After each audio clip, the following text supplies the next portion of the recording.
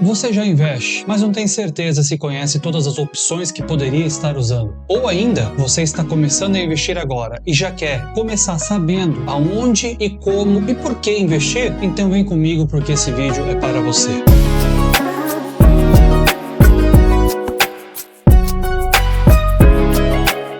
Muito pode-se dizer que o mercado de investimento no Brasil é bastante limitado. E não é um exagero. Toda a nossa bolsa de valores, se somada, é menor do que várias das grandes empresas que nós citamos nos Estados Unidos. Algumas das empresas americanas sozinhas somam mais valores do que o mercado brasileiro inteiro. Mas ainda assim, isso não significa que o Brasil é limitado para investimentos. Não à toa, o mundo inteiro busca investimentos em locais como o Brasil, porque, apesar de nós não termos o tamanho dos Estados Unidos, nós temos uma outra vantagem que faz com que o nosso mercado seja extremamente interessante. É a rentabilidade que muitos dos nossos investimentos locais de renda fixa proporcionam ao investidor. Então vamos juntos hoje, nesse vídeo, entender esse cenário. Mas antes de entrar no conteúdo de fato, eu quero pedir a sua ajuda. Por favor, se inscreva nesse canal, curta, compartilhe, ajude a fazer com que esse canal que está apenas começando possa atingir mais pessoas e ajudá-las também. Eu te agradeço de coração por esse apoio. Então vamos para o conteúdo, que é a razão de você estar aqui nesse vídeo. Para ajudar a entender, eu vou trazer aqui em tela esse mapa mental. Só para dar um choque inicial, eu vou expandir para que você entenda o tamanho da brincadeira que a gente tem aqui.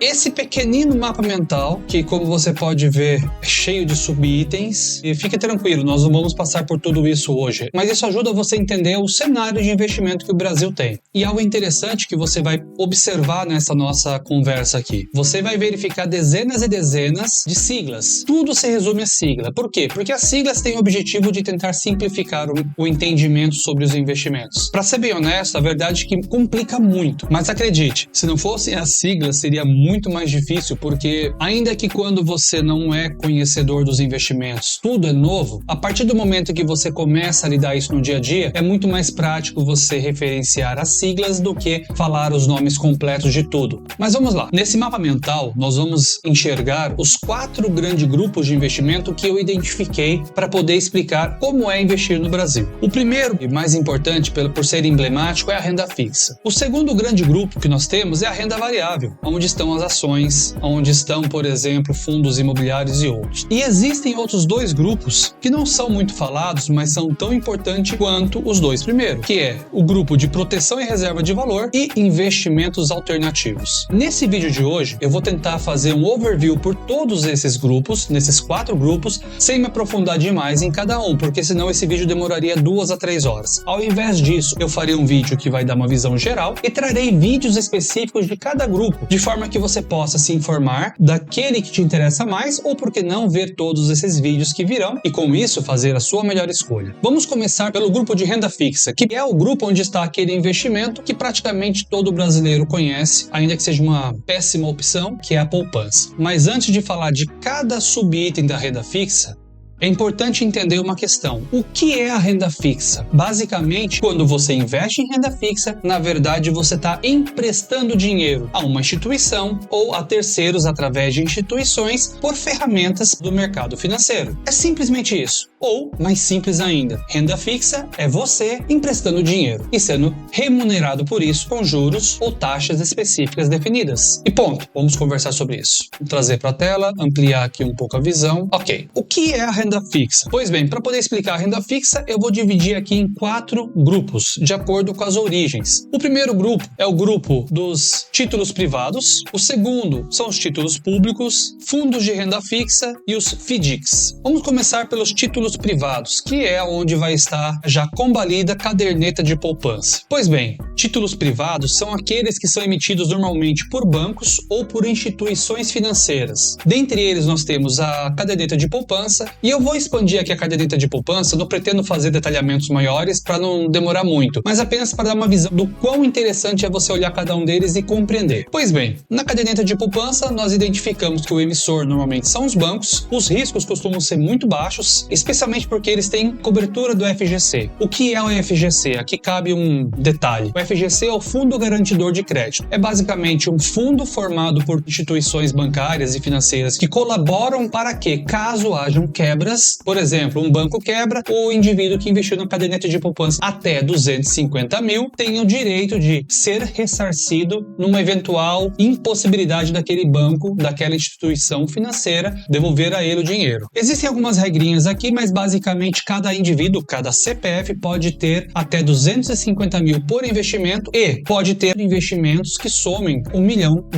Ou seja, se você tiver 4 investimentos, onde cada um deles tem 250 mil, e digamos que você teve o azar dos 4 quebrarem, por exemplo, porque os 4 estavam na mesma instituição financeira, você terá a oportunidade de ser ressarcido. Bom, não vamos entrar muito a fundo, que não é o objetivo. O que é que acontece com a caderneta de poupança também, e é muito interessante, é a forma de tributação que ela tem. Ela é completamente isenta de IR. Outra coisa interessante, que para muita gente é realmente importante, é a liquidez. Você pode diariamente, claro, considerando dias bancários, considerando momentos em que o banco está em operação, você pode obter esse dinheiro, você pode sacar esse dinheiro. Muitas vezes, em questão de segundos, o dinheiro está na sua conta corrente. Aí, nós entendemos o porquê que é que a grande parte dos grandes investidores, os investidores que realmente levam a sério o investimento, acabam ignorando a existência da caderneta de poupança. E o problema está no indexador. Em um cenário como o de hoje, com a Selic a 15%, a caderneta de poupança vai pagar apenas 0,5% ao mês, mais a taxa TR. A taxa TR hoje está em 0,17, ou seja, se você tem dinheiro hoje na poupança, você está recebendo 0,67 por mês apenas. Se o teu dinheiro estivesse em um fundo, por exemplo, atrelado à Selic, você teria algo em torno de 1,2 a 1,3 ao mês. Ou seja, você ao deixar dinheiro na poupança estaria perdendo dinheiro. A mesma coisa acontece em taxas de Selic mais baixas do que 8,5, porque você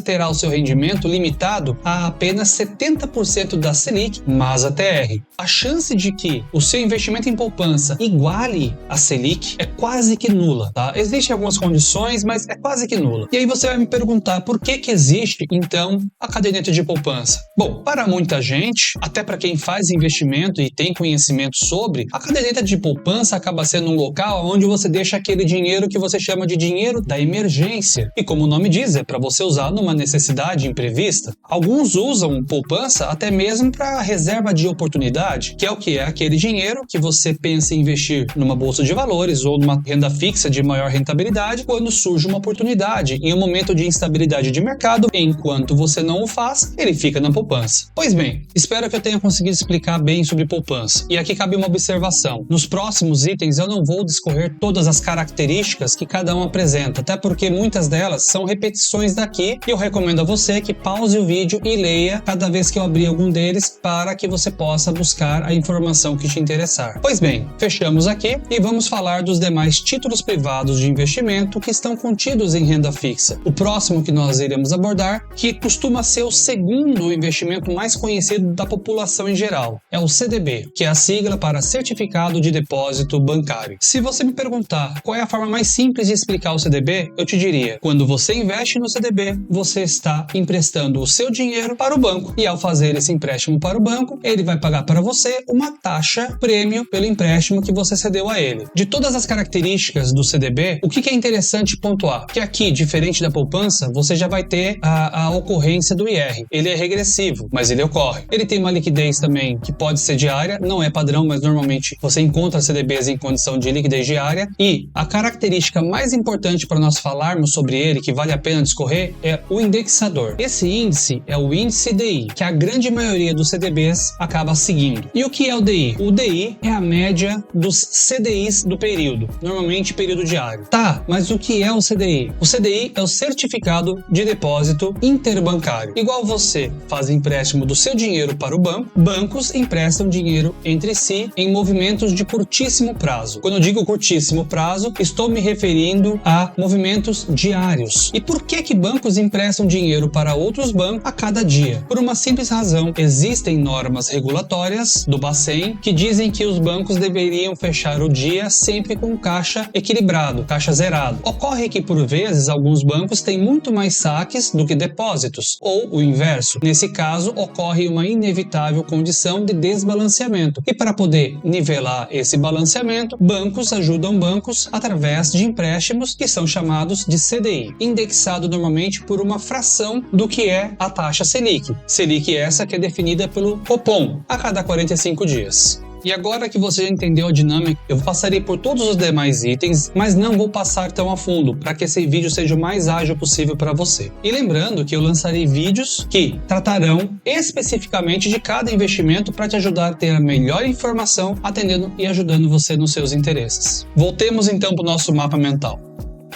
Ok, o próximo investimento que eu quero abordar com vocês são os CRIs e CRAs. CRI são os certificados de recebíveis imobiliários e o CRA são os certificados de recebíveis do agronegócio. Para simplificar, e eu vou abrir aqui para vocês aqui a tela para que vocês possam visualizar o detalhe dele, mas basicamente no CRI e no CRA você está emprestando dinheiro para instituições de investimento imobiliário ou do agronegócio através de companhias securizadoras. Detalhe, eles não são cobertos pelo FGC, mas um ponto importante a dizer sobre CRIs e CRAs é que eles são investimentos incentivados, ou seja, o governo não cobre imposto de renda sobre eles, eles são isentos. E aí até trago para vocês uma reflexão. Isso quer dizer que se o governo, para incentivar algo, ele tira o imposto, então não seria tão errado concluir que o governo com o imposto não só não ajuda, como atrapalha os demais setores. Então fica aqui a reflexão, vamos voltar aqui para os investimentos. Pois bem, quando você investe em CRI ou CRA, na verdade você está emprestando dinheiro para o mercado imobiliário ou para o agronegócio, que são áreas incentivadas, por isso você não vai ter imposto de renda. E aqui vem o legal da história, porque você vai perceber que investimentos em CRIs e CRAs com a mesma taxa nominal que um CDB, por exemplo, vai ter muitas vezes um resultado final muito melhor. Por quê? Porque no CDB você vai ter o imposto comendo 22%, enquanto em CRI ou CRA isso não acontece. Então, muitas das vezes é mais interessante você investir num CRI e num CRA do que no CDB, se teu foco é rendimento. Por outro lado, o CRI e o CRA não dispõem das mesmas seguranças do que um CDB, porque ele não é coberto pelo FGC, como você pode ver aqui nesse qualificador. Maravilha! E LCI e LCA? Eu lendo aqui na tela, parece que está falando da mesma coisa. Isso está correto? Sim e não. Porque LCI e LCA são emitidos por bancos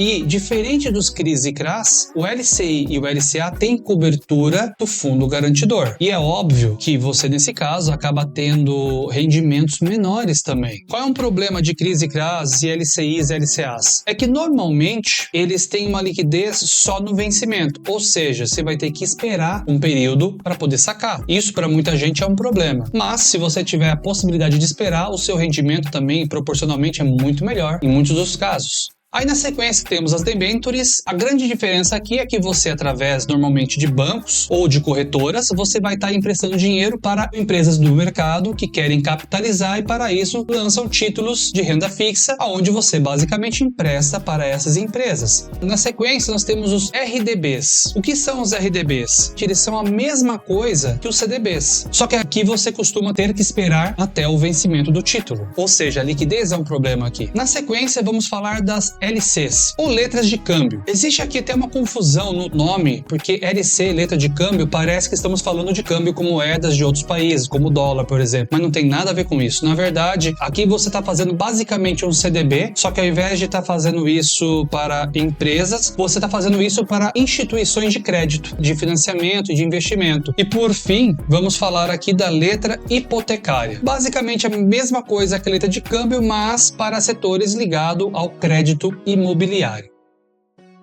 Tudo isso são os nossos títulos privados que estão dentro da renda fixa. Observe só quanta coisa nós já falamos, estamos ainda dentro de títulos privados. Quando nós vamos para os títulos públicos, nós falamos de um velho conhecido, que é o Tesouro Direto. Nós temos 3 tipos. Nós temos o Selic, IPCA, pré-fixado. Na sequência temos 2 variáveis aqui, que vou falar deles mais à frente. Quem emite o Tesouro, que é o mercado, é o governo federal. Partindo dessa informação, você já pode concluir que o índice de risco de investir no Tesouro é basicamente nulo, porque você você está emprestando dinheiro para aquele ente que, no caso de necessidade, tem a opção de imprimir dinheiro. Então, pode-se concluir que alguém que pode imprimir dinheiro nunca vai ficar devendo. Eu não vou nem entrar no mérito das complicações dessa afirmação, mas é uma verdade. Então, o Tesouro Selic, ele basicamente vai ser regulado pelo índice que o Copom define, que é o Selic. Na sequência, tem o IPCA+. Você vai ser rentabilizado pelo índice de preço ao consumidor, que é o IPCA, mais uma taxa. E ela costuma variar de acordo com o momento. Ou seja, quanto mais risco a sociedade sente ao emprestar dinheiro ao governo, maior é esse índice. Falaremos a fundo disso quando falarmos de renda fixa. O pré-fixado, por sua vez, tesouro pré-fixado, como o nome já diz, ele tem um índice pré-definido, que é o que você vai receber ao fim. E aí tem uma brincadeira que a gente vai poder falar mais a fundo quando formos falar disso, que é a parte de marcação ao mercado. Mas não é assunto para esse vídeo. Na sequência, nós temos o Renda Mais e o Educa Mais. Os dois têm o mesmo conjunto de informações. Qual é o detalhe aqui? São dois tipos de investimento do Tesouro que servem para apoiar a renda da aposentadoria, no caso do Renda Mais, e apoiar o financiamento educacional, no caso do Educa Mais. Para ambos, as regras de rentabilidade são basicamente as mesmas do IPCA+. Além desses investimentos que você pode fazer de forma direta, cada um com suas regras, seus benefícios e suas condições, você também tem fundos de investimento em renda fixa, que basicamente é o quê? É você pagar para um gestor fazer movimentações em fundos de renda fixa ou composições em fundos diversos de renda fixa que vão agregar com estratégia coisas que para você, quando você não tem o conhecimento de mercado, teria dificuldade de fazer. Basicamente, estamos falando de fundos de renda fixa em geral. E aí é claro que tem fundos de curto prazo, tem os fundos referenciados, ou seja, você tem algum benchmark que te norteia, como por exemplo o CDI. Tem aqueles que são diretamente indexados, ou seja, é como se você estivesse comprando título, porém você transfere essa escolha de títulos para um gestor. Também tem aqueles fundos livres, e entenda por livre, aonde você coloca o dinheiro à disposição daquele gestor e ele vai escolher, decidindo aonde investir. E tem os fundos multimercados, que tem sim foco na renda fixa, mas tem alguma parte do seu capital investido em outras formas de investimento que não somente a renda fixa. E por fim, a gente tem o chamado FDIC. E esse eu trago apenas para título de curiosidade, porque normalmente para os réis mortais eles não são acessíveis. Quem investe em FDIC está comprando carteira de direitos creditórios de outras empresas. Por exemplo, você vai na Magalu, compra lá o seu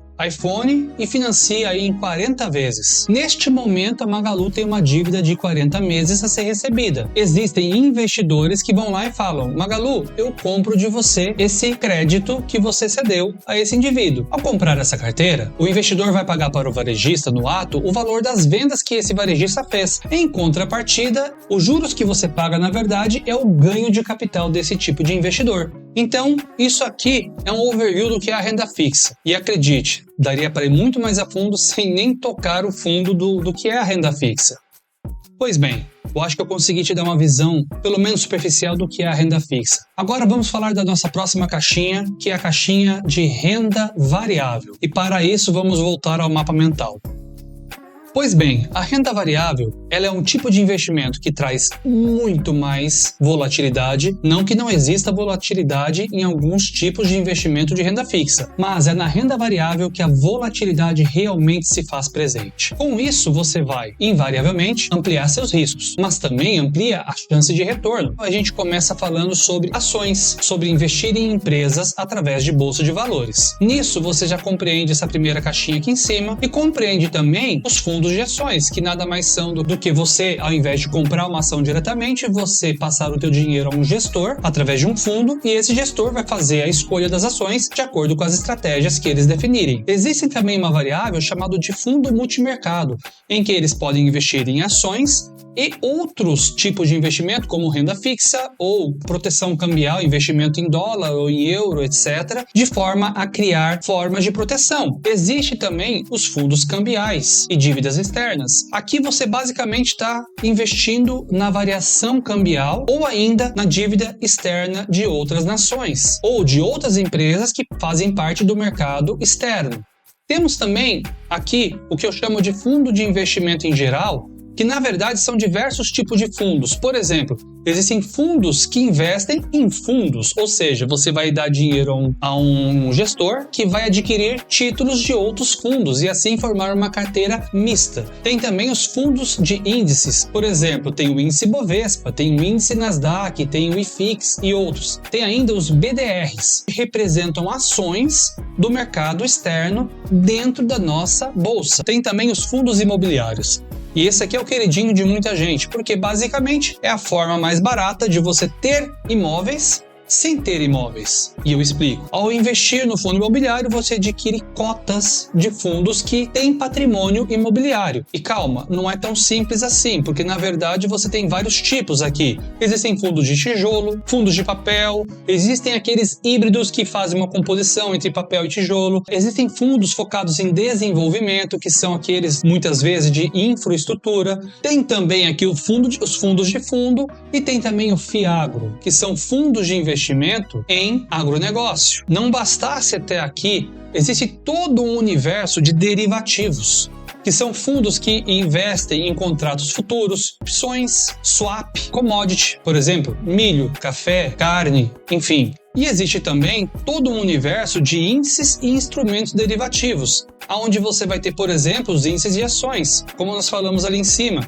ou mini índice, mini dólar, por exemplo. Pois bem, e para fechar esse vídeo, vamos falar de dois tipos de investimentos que são bastante desconhecidos, eu diria pouco falados, mas que muita gente acaba fazendo sem nem perceber que faz. E para falar deles, vamos voltar ao nosso mapa. Esses dois últimos são proteção e reserva de valor e investimentos alternativos. Pois bem, vamos começar com investimentos alternativos. Você vai ter as criptomoedas e aqui temos Bitcoin, Ethereum e por vezes as shitcoins também e muitas outras.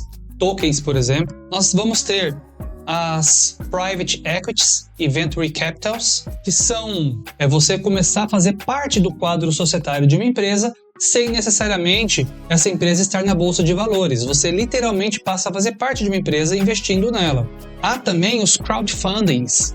A ideia aqui é investir em novos negócios, como por exemplo startups. E o último que eu falo aqui é a parte de objetos de valor e coleção, que são itens que, para um conhecedor do assunto, sabe que aquilo tem um grande valor. Mas também não seria errado dizer que esse tipo de investimento em objetos de valor e coleção estaria no outro conjunto de investimento, que é aqui, proteção e reserva de valor. E como o próprio nome já diz, é você protegendo o valor do seu patrimônio. Por exemplo, você faz isso adquirindo ouro, seja o ouro físico ou o ouro em contratos futuros. Você também faz isso investindo em moeda estrangeira. O simples ato de dolarizar o seu capital é uma forma de proteger valor. Ou ainda, as stablecoins, que são criptomoedas que são amarradas, atreladas a moedas, têm uma flutuação extremamente menor e muito menos agressiva. Em qualquer uma dessas formas, você acaba criando ancoragem para o seu patrimônio. Isso não é necessariamente um investimento, mas é uma forma de preservar valor. Afinal de contas, investir não é apenas gerar ganhos, mas também proteger o patrimônio é uma parte da filosofia do investimento. E com isso, a gente fecha aqui a conversa sobre esses 4 grupos de investimento que eu identifiquei e aí eu faço um convite a você. Se esse conteúdo te ajudou, se você conseguiu ver algo que não conhecia, eu convido você a fazer parte dessa jornada. Pois esse é um canal novo, estamos começando um trabalho e eu quero poder atingir mais pessoas para ajudá-las a compreender o poder do investimento e ajudá-las com conhecimento e com informação de qualidade. E para que eu faça isso, eu preciso da sua ajuda. Curta, compartilhe e se inscreva nesse canal. Clique no sininho para receber alertas quando novos vídeos saírem. Eu sou Gustavo Ferretti, seu anfitrião nessa jornada e pela sua atenção, muito obrigado.